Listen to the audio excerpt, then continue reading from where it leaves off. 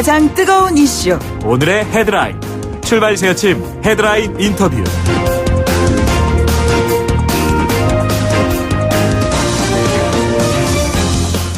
한일 간 무역 갈등의 해결 실마리가 좀처럼 보이지 않는 상황입니다. 정치권도 함께 머리를 맞대기로 했죠. 내일 여야 5당 대표들 그리고 청와대 문재인 대통령과의 회동 예정돼 있습니다. 위기를 기회로 만들 만한 해결책이 준비될 수가 있을까요? 더불어민주당 일본 경제보복대책특별위원회 위원장 맡고 계시는 최재성 의원을 연결하겠습니다. 의원님 안녕하십니까? 안녕하세요. 예, 지금 문재인 대통령이 중대한 도전, 성장을 가로막은 것, 일본 경제에 더 큰 피해가 갈 것, 이런 대일 강경 발언을 계속 연이어서 얘기를 하고 있습니다. 이 같은 대응에 대해서 의원께서는 어떻게 생각하고 계시는지요? 우선 전체적으로 먼저 상황을 보고 그 상황에 대통령께서 걸맞는 발언을 했는지 네네. 이렇게 좀 연관돼서 좀 볼 필요가 있습니다. 예. 아시다시피 7월 1일 날 아베 정부에서 경제보복 카드를 빼들었을 때 정말 충격이었고 사실 당황했고 어떤 분들은 또 불안해하거나 두려워한 분들도 계셨죠. 네네. 그런데 초기 진단이 정부의 진단과는 다르게 기업이나 언론 이런 데서 굉장히 뭐라 그럴까요?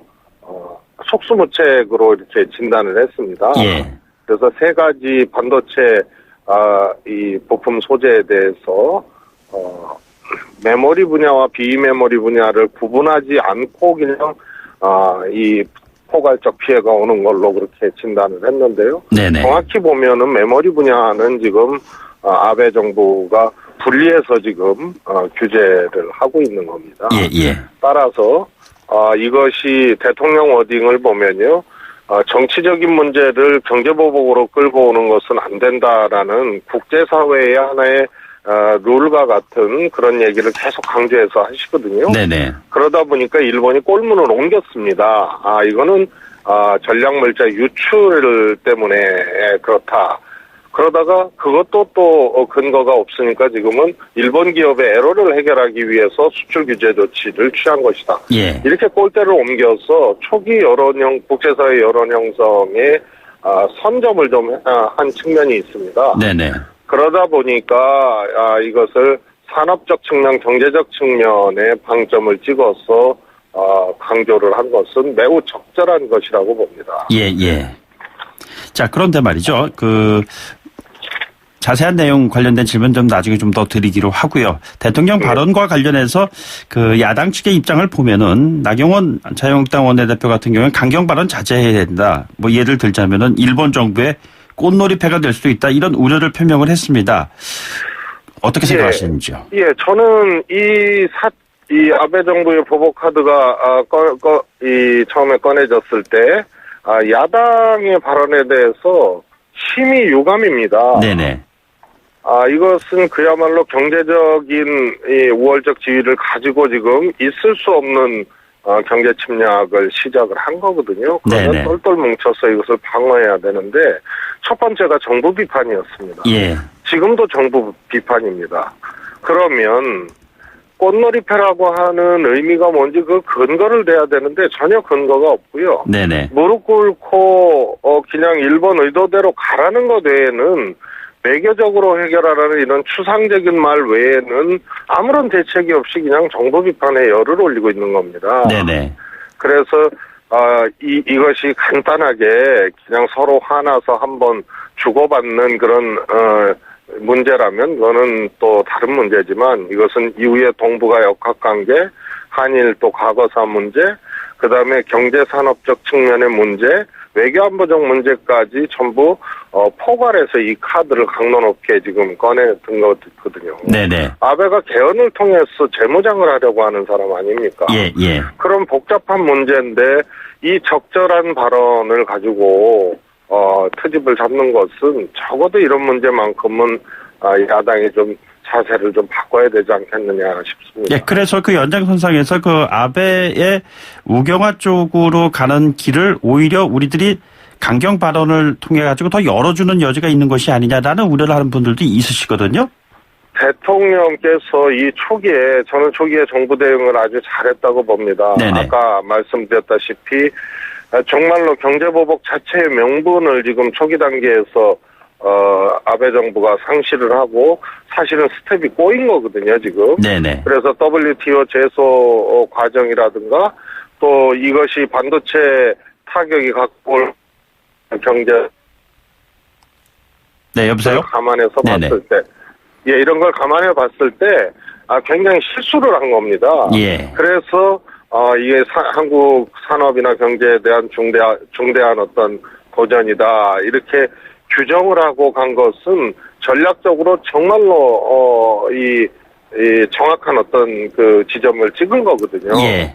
근데 이것을 일본의 웅영화를 돕는 거라고 하면, 그러면 뭡니까? 손 놓고 그냥 아무 말 하지 않고 박근혜 정부가 했던 것처럼 과거사에 대해서 일본 뜻대로 갖고 가고 산업적 측면에 침탈이 있는데도 이것에 대해서 그러면은 백기를 들라는 얘기하고 똑같은 거거든요. 알겠습니다. 그렇다면 내일로 예정돼 있는 대통령과 여야 5당 대표의 회동에서는 어떤 논의가 꼭 필요하다고 보시는지요? 첫 번째가 진심으로 네네. 경제적 열의에 있는 우리가 이것을 극복할 수 있는 방법은 여야를 넘어서는 그 초당적 그 협력과 국민 에너지거든요. 네네네. 이런 것을 진심으로 확인하고 공동 모색하는 자리가 돼야지 이견을 부각하는 자리가 되면 저는 매우 곤란하다고 보고요. 네네.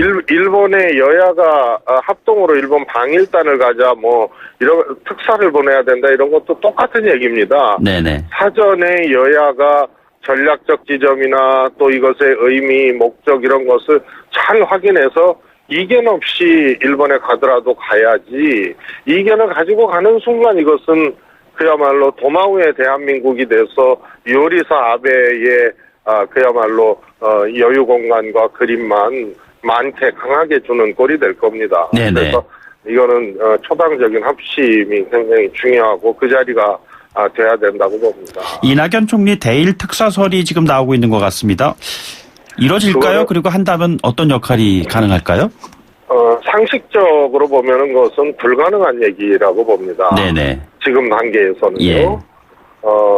이 얘기가 아까도 말씀드렸지만 사안의 크기와 원인을 먼저 진단을 해야 되는데 이게 산업적, 외교안보적, 동북아 역학관계 등을 과거사 문제까지 전부 포괄한 아주 복잡하면서도 중대한 사안이기 때문에 예.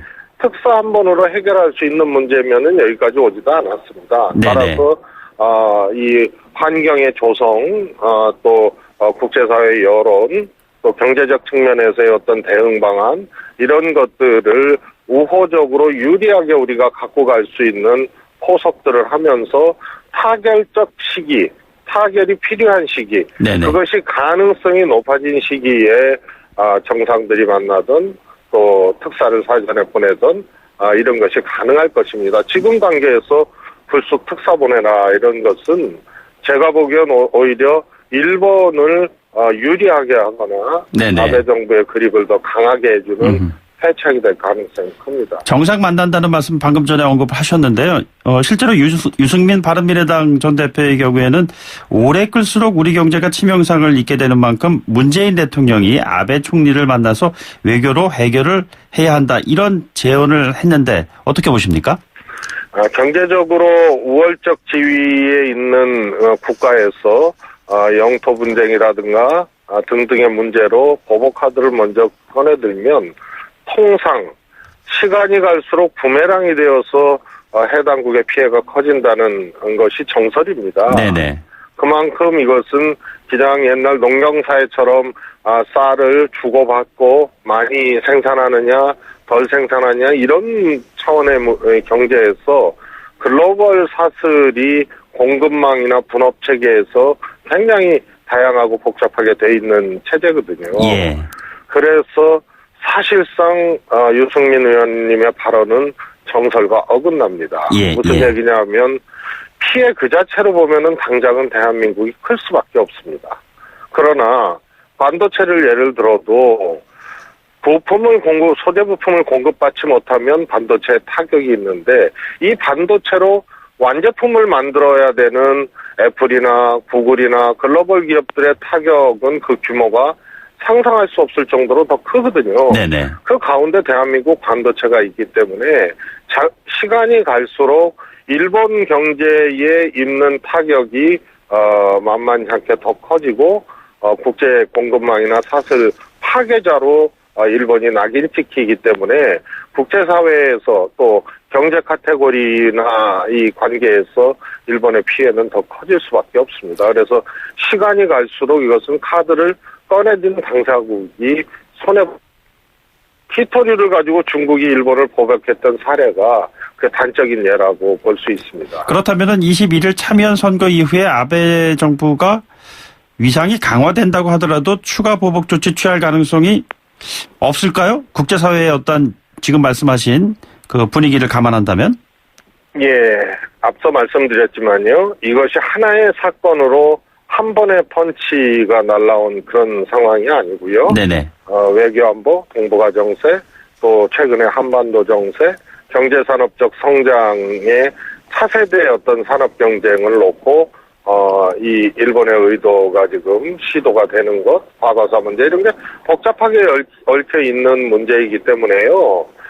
한 번 뽑고 그냥 말 카드는 아니라고 봅니다. 그래서 매우 어렵고 엄중하다고 보는 거기 때문에요. 참여연 선거 후에도 아베 정부의 이런 보복 카드들이 더 길어지고 확장적으로 진행될 가능성이 저는 크다고 봅니다. 자, 그렇다면은 의원께서 언급하셨던 의병을 일으킬 만한 사안이다. 뭐 이런 말씀을 하셨는데 그 일본 제품 불매 운동 흐름이 계속 이어지고 있습니다. 그러나 일각에서는 감정적인 대응은 사태를 오히려 악화시킬 수 있다라는 우려도 있는 것 같습니다. 어떻게 바라봐야 할까요? 우선요. 불매 운동은 정부에서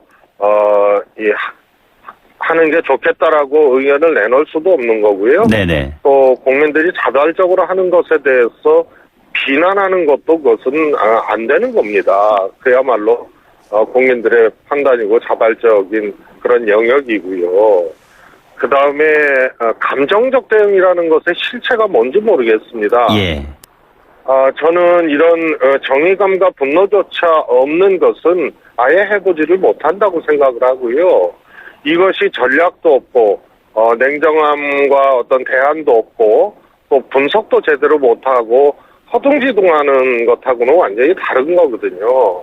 그래서 이것은 그야말로 이 엄중함에 대한 인식과 또 애국심과 이런 어떤 정의감을 가지고 그걸 에너지로 저는 해야 된다고 보고요. 다만 이성적이고 냉정하고 또 분명한 어떤 대처를 해나가는 거는 그것은 당연히 해야 될 일이라고 생각을 합니다. 네네. 그런 언사가 제가 보기에는 일본을 오히려 이롭게 하는 그런 언사라고 봅니다. 네네. 뭐가 감정적 대응이고 이것이 그야말로 온 국민의 에너지를 저는 모으고 정치권이나 정부나 하나가 돼서 이것을 극복해야 될 문제이고 사안 자체가 매우 크고 엄중하고 그야말로 이건 전무후무한 어떤 도발을 한 겁니다. 네네. 그러기 때문에 그에 걸맞는 자세와 태도로 임해야 된다는 그런 취지의 얘기를 감정으로 자꾸 몰아가는 것은 그게 일본을 유리하게 하는 거고요. 예, 예. 그런 언론과 또 그런 이야기를 하는 이 야당이면 야당의 그런 이야기 때로 일본에 지금 일본어판으로 지금 보도가 되고 나오고 이게 확대 재생산되는 거 아닙니까? 네네. 근데 이제 일본 경제보복대책특별위원회 위원장 맡고 계시는 의원 또 조국 민정수석의 이제 죽창가를 언급하는 그런 부분 한 걸음 더 나가지고 정부의 보도 자료가 일본 수출 규제 대응과 관련한 그런 자료가 SNS, 페이스북 미리 공개가 되는 어떤 이런 뉴스들을 접하는 국민들의 입장은 이성적으로 좀 이것을 대응했으면 한다라는 생각을 가지고 있는 분들도 꽤 있으신 것 같거든요. 그 부분에 대한 언급입니다. 자, 보십시오. 대통령이 지금 이 현재 초반기 국면에서의 포인트는 왜 정치 외교적 문제를 경제보복으로 갖고 왔느냐, 이거는 있을 수 없는 일이다의 하나의 이제 국제적인 어떤 룰이거든요. 네네. 그런 것에 대해서 일본이 지금 흔들리고 있는 거 아닙니까? 그래서 일본의 의도를 또 실수를 국제사회적으로 지금 부각시키는 과정에 대통령이 정확하게 경제사회적 측면의 문제로 찍어서 전략적 포인트를 가지고 대응을 하는 것을 강경 발언이다라고 이렇게 치부해 버리거나 또 뭐 저도 그랬습니다. 이 정도 크기의 사안이면 우리 피해만을 보고 무조건 항복하고 무조건 이 고개 숙이자 이렇게 이야기를 하는 것이 아니고 의병을 일으킬 만한 일이라고 얘기를 했습니다. 네네. 사안의 크기와 중대성을 얘기했는데 의병을 일으키자라고 선동한다고 감정적 대응이라고 이야기를 한다든가 이런 것은 저는 온당치 않다는 거고요. 네네. 조국 수석의 페이스북은 즉시 공개라는 뭐라 그럴까요? 도장이 찍힌 그런 보도 자료이기 때문에 뭐 일정 정도의 착오가 있었을 수는 있지만 그것이 보안이라든가 뭐 이런 것에 해당하는 것은 아닙니다. 네네. 그래서 그것이 사전 검토 자료나 또 어떤 이 검토 과정에 있는 것이 아니고 검토가 끝나고 즉시 공개라는 그런 자료로 분리된 것이기 때문에 그 과정에서 이제 페이스북에 올린 거고요. 네. 이런 것을 하나씩 이렇게 끄집어내서 감정적 처사로 얘기를 하는 것은 그 정도로 우리가 이 사안을 가볍게 보고 또 가볍게 대응하는 것이 아니지 않습니까? 네네. 그리고 말씀드렸다시피 저는 개인적으로 초기의 정부 대응은 매우 저는 적절했고 돋보였다고 생각을 합니다. 알겠습니다. 이 카드를 꺼내들은 일본이 지금 스텝이 꼬이고 초기 단계에 아베 정부에 대해서 우리가 지나치게 막 또 이렇게 일종의 이제 전략적 신격화를 하는 경우가 있습니다. 오랫동안 치밀하고 냉정하게 준비했기 때문에 가공할 만한 것이다. 이런 게 그런 건데요. 초기 대응 과정에서 꼴문을 3번씩이나 옮기는 아베 정부의 의원님 마무리해 주셔야 될 것 같습니다. 정부가 아주 적절한 대응을 한 결과라고 봅니다. 알겠습니다. 오늘 말씀 여기까지 듣죠. 고맙습니다. 감사합니다. 더불어민주당의 최재성 의원과 함께했습니다. 2부에 돌아오죠.